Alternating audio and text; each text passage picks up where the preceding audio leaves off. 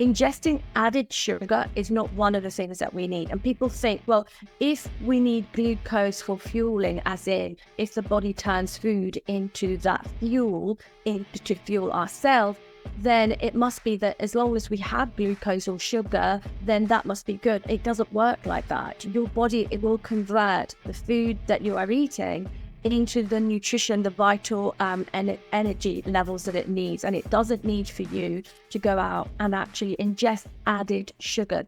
Hello and welcome to Sweet Liberation. We are so happy to be with you today and excited to talk to you today about something that's a bit close to our hearts, isn't it? It is, yeah. It's an exciting episode. Yeah, exciting episode. So we wanted to talk about energy and how sugar manifests itself in all of our foods, all of the things that we are so used to eating in our day-to-day life. And we perceive those things as being good for our energy, right? Yes, we do. Yeah. Yes, certainly. And obviously our energy levels, we don't want those waxing and waning, do we, during the day? No. And people of a certain age, now, do we give away our ages? No.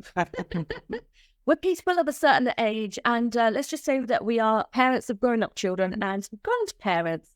And so we are always asked, aren't we, Luke, about how do you get so much energy? It's something that people ask me a lot. And we're always on the go. So doing things out everywhere, up early, getting things done, having fun, enjoying, having fun, enjoying delivery podcasts. Yeah, exactly. We're doing a lot. We're helping a growing team to go out there and get this message out to people that they don't need sugar in their lives. But a lot of people have this misconception, don't they, Luke, that sugar is what we need for energy. And it's a problem, isn't it? It is, and I think it's been for decades, hasn't it, that we've been told that we need sugar, we need it for energy. I was talking to somebody the other day, and they said, "Oh, I need a sugar hit to get energy," but actually, we find the opposite, don't we? Yeah, we do. We find the absolute opposite, and I find that anytime, because we do still occasionally eat some sugar if we're out or away or something like that, but it's such a small amount of time that it happens that it basically has very little, if any, impact on our health because it's reduced to such a minimum.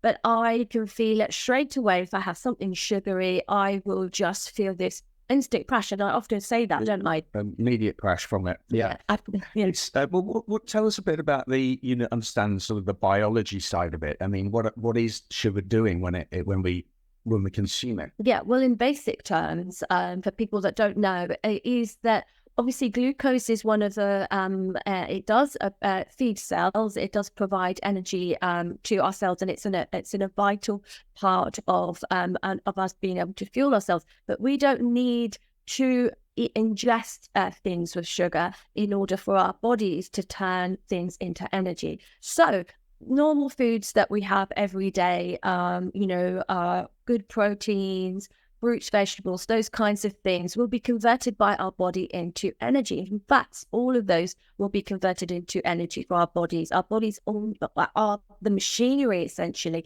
have all the machinery in order to turn food into the energy sources, the micronutrients, all of the things that we need to be able to function properly. Ingesting added sugar is not one of the things that we need. And people think, well, if we need glucose for fueling, as in if the body turns food into that fuel to fuel our cells, then it must be that as long as we have glucose or sugar, then that must be good. It doesn't work like that. Your body, it will convert the food that you are eating into the nutrition, the vital energy levels that it needs. And it doesn't need for you to go out and actually ingest added sugar. That means sugar that's added to foods, drinks, anything at all is completely unnecessary. And I think actually we've been quite surprised, haven't we, about the amount of sugar that are in some things. But actually there's a bit of a change as well I'm noticing, is that some of the retailers, they actually seem to be reducing their salt levels and sugar levels, which is quite good. So it means they're listening to their customer. And obviously the customer in this situation is saying, I want less sugar. And so I think that we are starting to see a change. We are starting to see a change, but we're also seeing a push for sneaking sugar into things. And this is one of our bugbearers, isn't it, Lou? Yes. If you have a look at the back, you can see the sugar levels, and it's always really important to check. It's something you might think has no sugar in it. Suddenly, you have a look at the back of the pack, and it's 5-10 grams. Exactly. So going back to how our body sort of needs, what our body does when it takes in sugar. So if we eat foods that are broken down into glucose, such as carbohydrates, things with added sugar, fruits, things that either have a perceived sweet taste, or even things that don't have a sweet taste, like, for instance, white flour. What happens is your body basically releases a hormone called insulin. Most of us know about it. And that is something that your body releases when it perceives that there's a lot of sugar in something, or high amounts of carbohydrate. It releases the insulin. It releases that at a level to be able to bring that blood sugar, because it senses that this is going to spike our blood sugar, and it pushes up the insulin to reduce our blood sugar, because our body doesn't want this huge spike and low ups and downs of the sugar.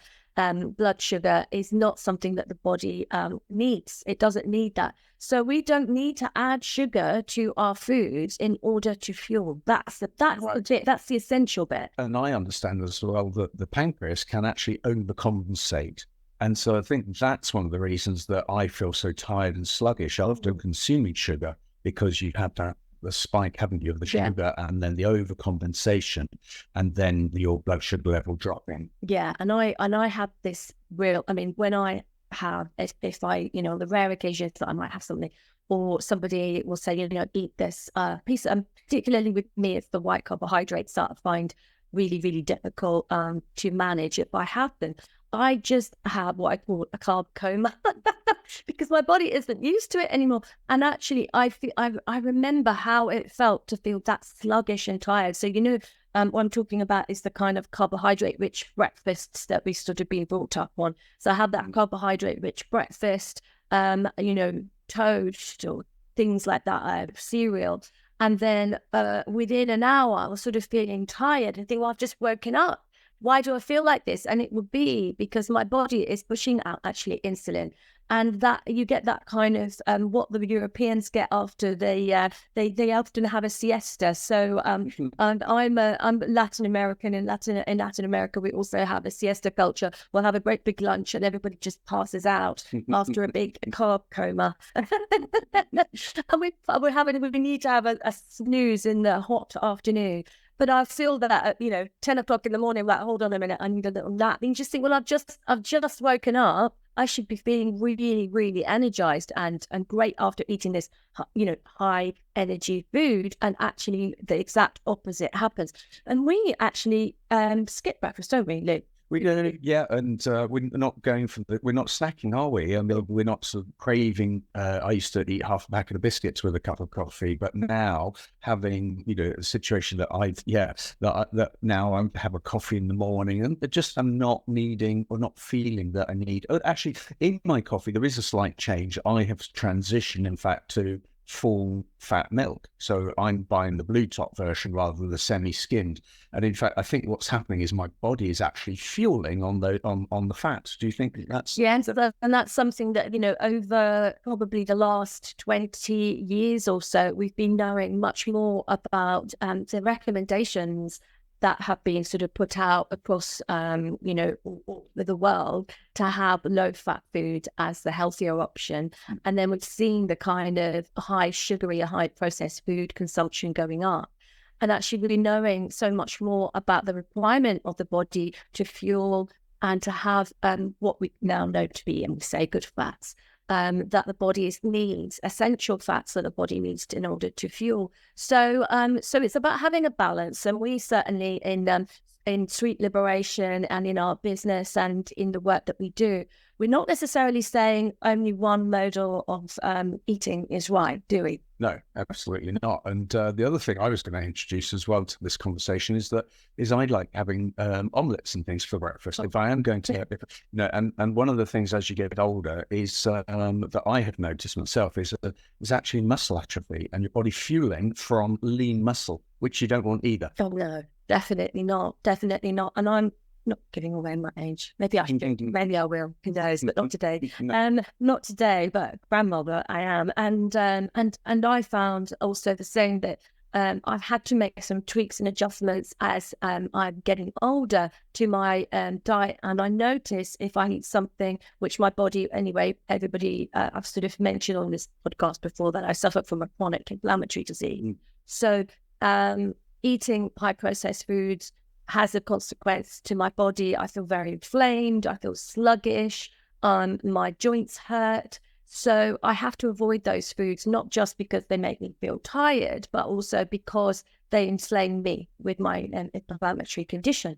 So, and how do you feel like when you eat the carb?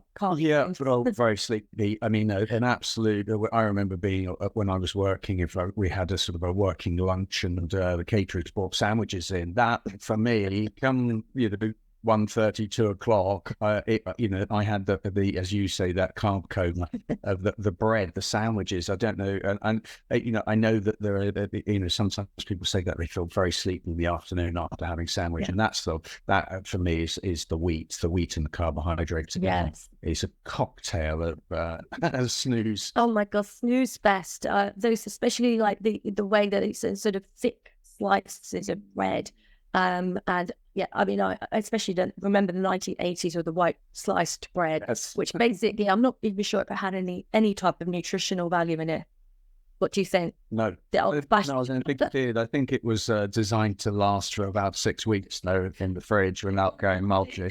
So I think there was a lot of bleach content in that. But that was the old sunblest, wasn't it, in those days? Oh my God, I don't know. My mum banned it in our house. We weren't allowed to have it. Used to crave it. But yeah, so the white bread, the sort of traditional breakfasts that people used to having, I actually find personally that I'm actually better if I don't have breakfast. I don't know about you. I'm better if I just have coffee and then I don't have anything until normally then I start to feel hungry and I listen to my body then. I'll listen to hunger signals and they normally start to happen at around between 11, 1, sometimes even 2. So I don't eat until I'm actually hungry and then I'll keep going until then. And I'm not going to go, I'm just going to suffer and be hungry all day. No, I will eat when I'm hungry. But because I'm not eating because I have to eat at this time, I'm not eating at specific times. I'm eating when my body is asking me for the fuel. There are some days that I'm doing more, so I might get hungry a bit earlier. And there are other days that I've been sedentary. We're doing a lot online, so we're on our laptops a lot. What do you find? Yeah, exactly. Yes, I was actually going to also talk about if you, I generally am not hungry first thing, but actually if you do get the odd craving, I really like nuts.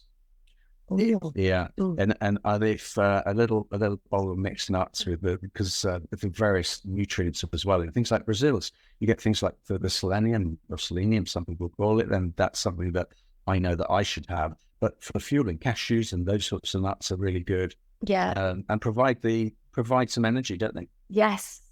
Well, that's right, and they're a slow burner. Yeah, they're a slow burner, so that you're not going to get the energy that is expended by sort of foods that have what we call a low GI level, so they don't push up your glycemic. On the glycemic index they are low or lower than something like a piece of sliced wet bread or a bowl of pasta, which pushes your blood sugar up quite high.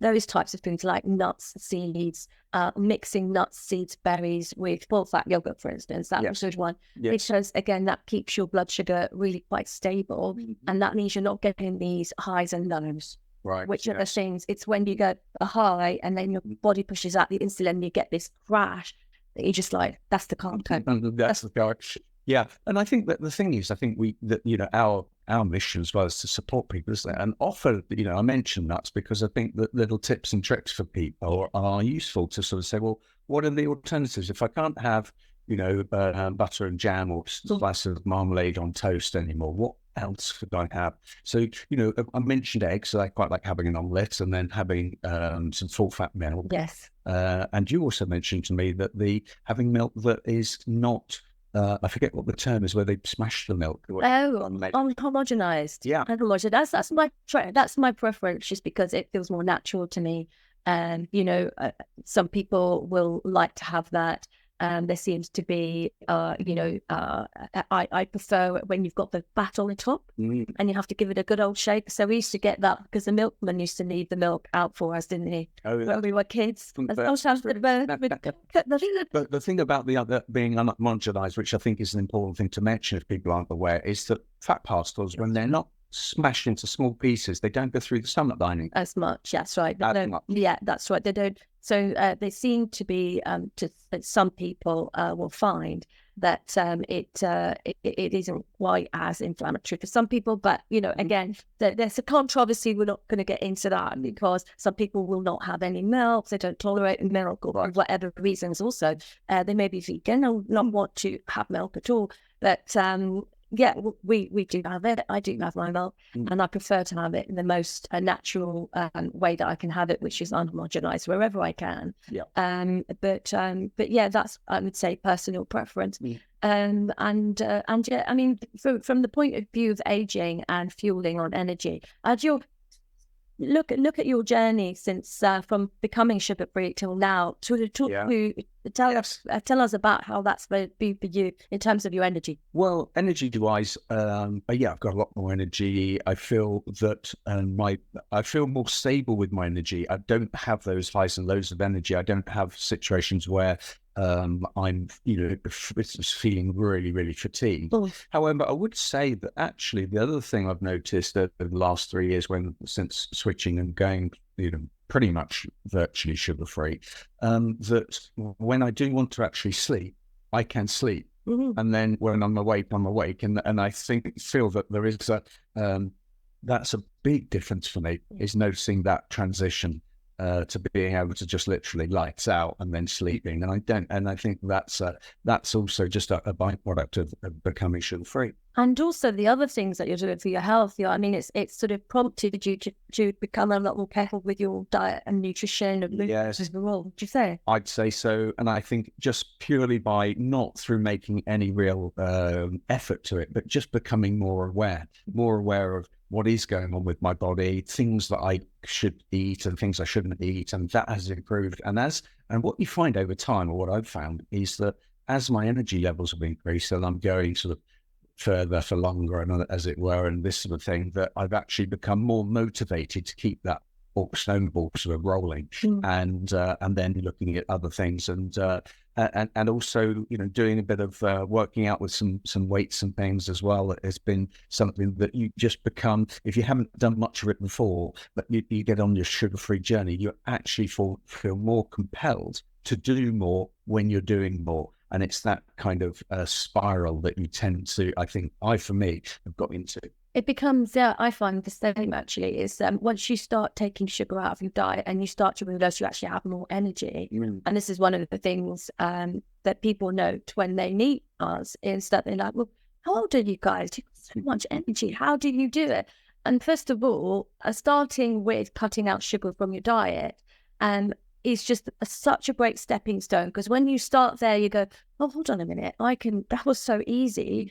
And what else can I do? Yeah. What else can I do to improve my health? So these small things that you can do day to day to improve your health, and you'll feel better, you'll have more energy, and, women of a certain age, we all need every little thing that we can possibly do to help us in this aging process. And it's very anti-aging. Yes. You actually cut out sugar because sugar is aging. Yes, and you feel like, as I've mentioned, doing more. I mean, going for a walk, if you can walk, and I know people sometimes worry about cholesterol levels. Yes. And I know there's been some very good research and the science around people going for a walk, going for a walk 2 or 3 times a week can actually be more beneficial, they say, than going to the doctor and actually getting a prescription. And yes.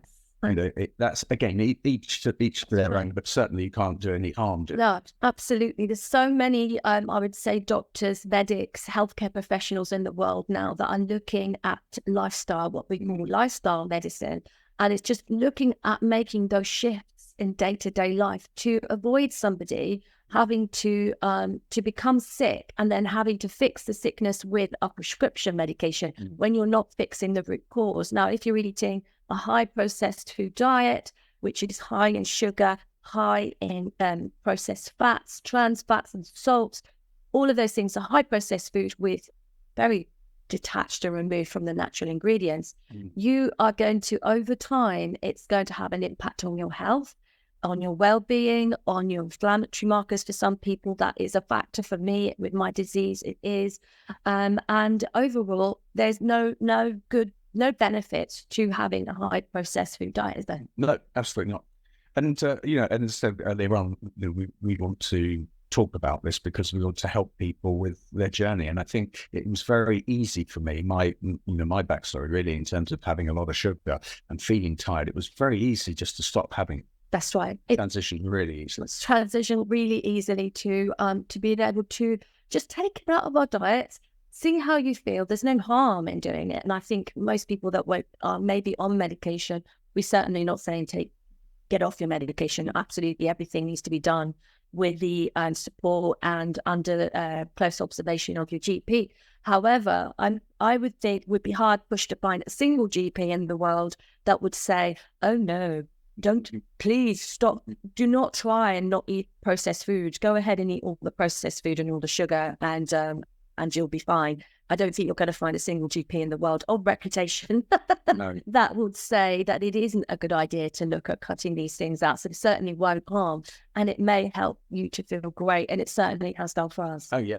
So let's talk about our mission and project and what's coming up, Luke. Some exciting things. Wow, yes. So, yeah, well, we've got a sugar-free challenge. Yeah, we've got coming up. Yeah, it's so excited. We have been asked about this for the last, I would say, about a year. People have been coming, you should run a challenge, you should run a challenge. So we have got a challenge coming up, something really that we're excited about. And we will be letting you guys know across all our social platforms. So make sure that you follow us at Zukr-sugar on Facebook, on Instagram, on TikTok, and we'll be letting you guys know all about the challenge, and pencil the date for the 10th of June. I'm really, really excited about it. Yeah.